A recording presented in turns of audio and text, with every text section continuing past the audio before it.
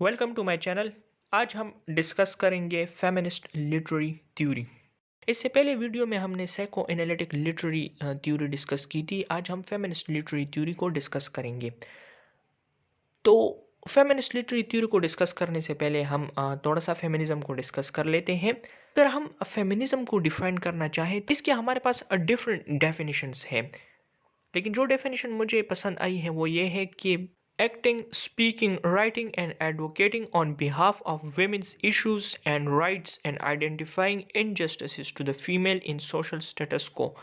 यानी इस डेफिनेशन के मुताबिक फेमिनिज्म जो है वो फीमेल के राइट्स को एडवोकेट करने का नाम है। वो फीमेल की इश्यूज को हाईलाइट करना, उसके बारे में लिखना, उसके बारे में दूसरों को आगाह करना। इसके अलावा माशरे में औरतों के साथ जो जुल्म होते हैं उसको आइडेंटिफाई करना और उसके खिलाफ आवाज़ उठाना, इन सब चीज़ों का नाम फेमिनिज्म है। अगर हम फेमिनिस्ट लिटरेरी थ्योरी की बात करें तो feminist literary theory second half of 19th century यानी 1950 के बाद हमारे पास ये इस्टेब्लिश हुई। अब फेमिनिस्ट लिटरेरी थ्योरी जो है तो ये सिर्फ फीमेल राइट्स के ऊपर फोकस नहीं करती, बल्कि तमाम जेंडर्स के हकूक पे बात करती है। फेमिनिज्म जो है ये एक स्ट्रगल है against patriarchy, the dominance of society and culture made by main and sexism. यानी फेमिनिज्म की जो जंग है तो ये पैट्रियार्की के खिलाफ है। पैट्रियार्की का मतलब ये है कि वो सोसाइटी जिसमें मेल डोमिनेंट है, तो फेमिनिज्म इसके खिलाफ जंग करती है। इसके अलावा सोसाइटी माशरे में मेल की जो डोमिनेंस है, जो कल्चर मेल ने बनाया हुआ है, तो फेमिनिज्म जो है वो उस कल्चर को रिजेक्ट करती है। और जो सेक्सिज्म है सोसाइटी में, जिस तरह फीमेल को सेक्सुअली ऑब्जेक्टिफाइड किया जाता है, तो ये उसके खिलाफ आवाज़ उठाती है। अब जो मेल डोमिनेटेड स्ट्रक्चर है तो उसमें प्रॉब्लम क्या है? देखिए, उसमें जो मेन प्रॉब्लम है वो ये है कि जो मेल डोमिनेटेड स्ट्रक्चर है तो ये फेलोसेंट्रिज्म को एक सोर्स ऑफ पावर के तौर पर एक्सेप्ट करती है। That consider phallus as the source of power. यहाँ पे फेलस का मतलब है मेल जेनेटिक ऑर्गन, और यहाँ पे इसका मतलब है मर्दानगी। यानी मेल डोमिनेटेड जो स्ट्रक्चर होते हैं तो उसमें मर्दानगी को as a source of power consider किया जाता है, और इस वजह से फीमेल को डाउनग्रेड किया जाता है क्योंकि उनके पास फेलस नहीं है। अगर हम सोचें कि फेमिनिज्म की ज़रूरत क्यों पड़ी हमारे पास, तो एक रीज़न तो हमने डिस्कस कर लिया कि हमारे पास मेल डोमिनेटेड सोसाइटी है। इसके अलावा फेमिनिस्ट लिटरेरी थ्योरी के पीछे सबसे बड़ी वजह ये थी कि जो वेस्टर्न लिटरेरी कैनन है, यानी जो वेस्टर्न लिटरेचर है, तो वो हमारे पास एंटी फेमिनिस्ट आइडियाज से भरा हुआ है। अब यहाँ पे कुछ एग्जाम्पल्स हैं जो कि मैंने किसी बुक से उठाए हैं। फॉर एग्जाम्पल, प्लेटो जो है तो वो खुदा का शुक्रिया अदा करता है और दो चीज़ों के लिए। पहली ये कि उसे खुदा ने स्लेव नहीं बनाया, और दूसरी ये कि उसे खुदा ने औरत नहीं बनाया। इसके अलावा प्लेटो एक और जगह पे कहता है, silence give proper grace to women. यानी प्लेटो के मुताबिक विमेन जो हैं वो बहुत ज़्यादा बोलती हैं। इसके अलावा अगर हम शेक्सपियर की राइटिंग की बात करें तो उसमें भी हमें एंटी फेमिनिज्म देखने को मिलता है। ऐसे बहुत से प्लेस हैं जिसमें शेक्सपियर जो है वो फीमेल को डाउनग्रेड करता है। जैसे हैमलेट जो है वो अपनी माँ से कहता है, फ्रेल्टी ताई नेम इज़ वोमेन। कि फ्रेल्टी का यहाँ पे मतलब है वीकनेस, कमज़ोरी। तो हैमलेट कहता है कि औरत जो है वो कमज़ोरी का नाम है, यानी औरत जो है वो बहुत ज़्यादा वीक है।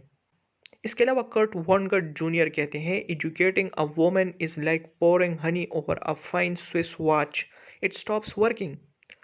यानी उनका मतलब ये है कि औरत को एजुकेट करना बेकार है। ये कुछ एग्जांपल्स थी वेस्टर्न लिटरेरी कैनन में कि किस तरह हमारे पास एंटी फेमिनिस्ट आइडियाज़ मौजूद थे, और यहाँ पे हमें पेट्रियार्की की झलक देखने को मिलती है। अब अगर हम फेमिनिस्ट लिटरेरी थ्योरी की हिस्ट्री की बात करें तो हमारे पास जो फर्स्ट वर्क ऑफ फेमिनिज्म था वो लिखा था क्रिस्टीन डी पिज़ान ने 14th सेंचुरी में। अब इस वर्क में उन्होंने ये कहा था कि जो खुदा है इसने मेल और फीमेल दोनों को बराबर पैदा किया है, यानी उन्होंने दोनों के लिए बराबर हकूक मांगे। फिर आते हैं हम 17th सेंचुरी की तरफ, तो हमारे पास आती है एफ्रा बेन। अब एफ्रा बेन को जो है first professional female English writer कहा जाता है। फिर हमारे पास आती है मेरी वुllस्टोनक्राफ्ट, जो कि फ्रेंच रेवोल्यूशन से मुतासिर थी। उन्होंने एक वर्क लिखा, vindication of the right of females, जिसमें उन्होंने कहा कि औरतें जो हैं, अब उन्हें आगे बढ़ना चाहिए, अब उन्हें अपने आप को डिफाइन करना चाहिए, और जो मेल डोमिनेटेड स्ट्रक्चर है तो इससे अपने आप की जान छुड़ानी चाहिए। वो अपने वर्क में कहती है कि हमारे पास सोसाइटी में मेल्स ने फीमेल को डिफाइन किया है, लेकिन अब वक्त आ गया है कि औरतें जो हैं वो खुद अपने आप को डिफाइन करें। मेरी वुllस्टोनक्राफ्ट के आइडियाज को फिर आगे प्रोपेगेट किया वर्जीनिया वुल्फ ने, और वर्जीनिया वुल्फ ने मॉडर्न फेमिनिस्ट क्रिटिसिज्म की बुनियाद रखी। अ रूम ऑफ वंस ओन में वर्जीनिया वुल्फ कहती है कि आप इमेजिन करें कि शेक्सपियर की एक सिस्टर है, और वो भी शेक्सपियर की तरह टैलेंटेड है जितना शेक्सपियर था, लेकिन उसे अपनी जेंडर की वजह से वो मुकाम नहीं मिलेगा जो शेक्सपियर को मिला था। उसकी जो सेक्स है या उसकी जो जेंडर है, तो वो उसकी राह में एक रुकावट का काम करेगी।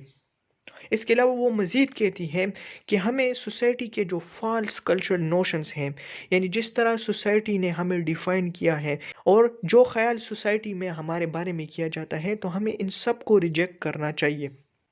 फिर आती है हमारे पास साइमन डी ब्यूवॉर। ये एक फ्रेंच राइटर थी, और इनका जो फेमस वर्क है द सेकंड सेक्स, इस वर्क में भी इन्होंने फीमेल को ये दावत दी कि आप आगे आ जाएं।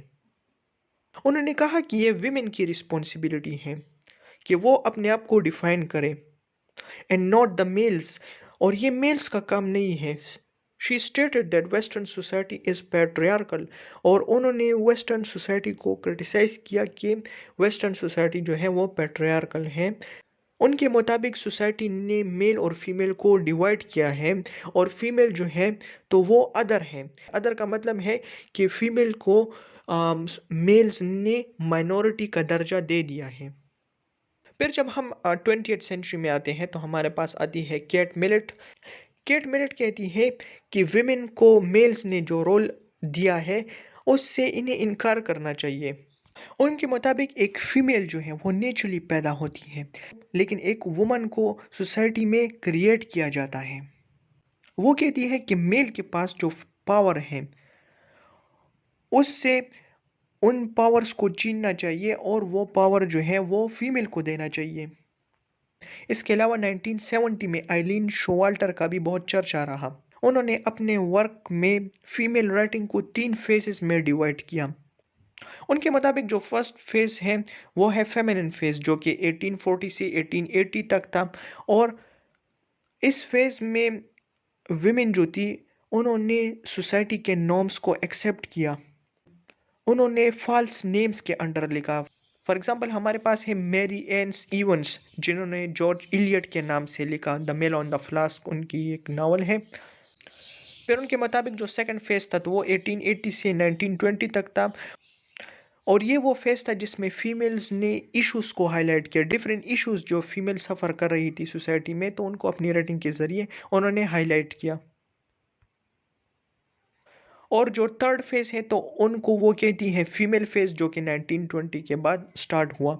अब ये वो फेज था जिसमें फीमेल्स ने विमेन डेवलपमेंट के बारे में लिखा, उन्होंने मिजोजिनी को आइडेंटिफाई किया, और इस तरह हमारे पास लिटरेरी क्रिटिसिज्म डेवलप होता गया। इसके अलावा वो फेमिनिस्ट लिटरेरी क्रिटिसिज्म के लिए एक फ्रेमवर्क भी देती हैं कि किस तरह विमेंस लिटरेचर को एनालाइज करना चाहिए। उनका जो मॉडल है तो उसे गाइनोसेंट्रिज्म या गाइनोक्रिटिक्स कहा जाता है। अब इसमें हमारे पास 4 मॉडल्स होते हैं। तो इन इसका मतलब ये है कि आप इनमें से किसी एक मॉडल को भी अप्लाई कर सकती हैं किसी लिटरेरी वर्क में। फॉर एग्जांपल इसमें हमारे पास है बायोलॉजिकल मॉडल, जिसमें टेक्स्ट में फीमेल बॉडी के पोर्ट्रायल को देखा जाता है कि एक राइटर ने फीमेल बॉडी को किस तरह पोर्ट्रे किया है। फिर हमारे पास है लिंग्विस्टिक मॉडल, जो कि फीमेल की डिस्कोर्स या फीमेल लैंग्वेज को टेक्स्ट में देखती है। साइको एनालिटिक मॉडल, जो कि फीमेल की साइकी को फोकस करती है कि किस तरह फीमेल का माइंडसेट दिखाया गया है राइटिंग में। इसके अलावा हमारे पास है कल्चरल मॉडल। मॉडल जो है तो ये फीमेल और कल्चर के दरमियान जो इंटरेक्शन है उस पर फोकस करता है। इसके अलावा मैंने इस टॉपिक में वेव्स ऑफ फेमिनिज्म को भी थोड़ा सा टच दे दिया है कि आपको थोड़ा सा आइडिया हो कि वेव्स ऑफ फेमिनिज्म हमारे पास क्या है।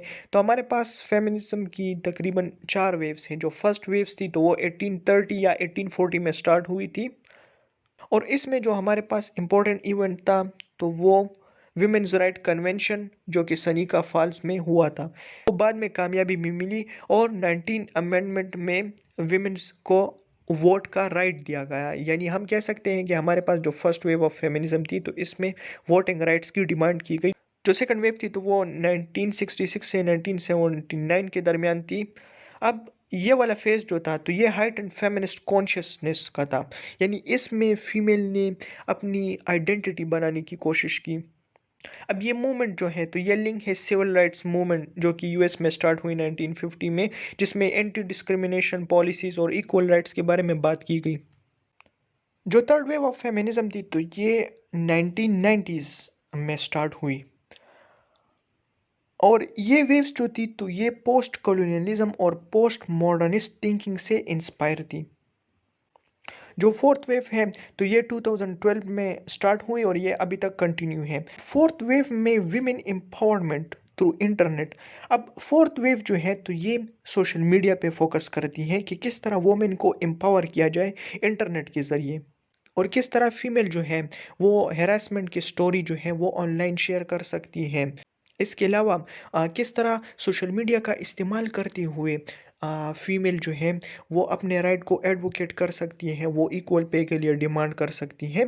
तो फोर्थ वेव जो है तो ये टेक्नोलॉजी पे डिपेंडेंट है।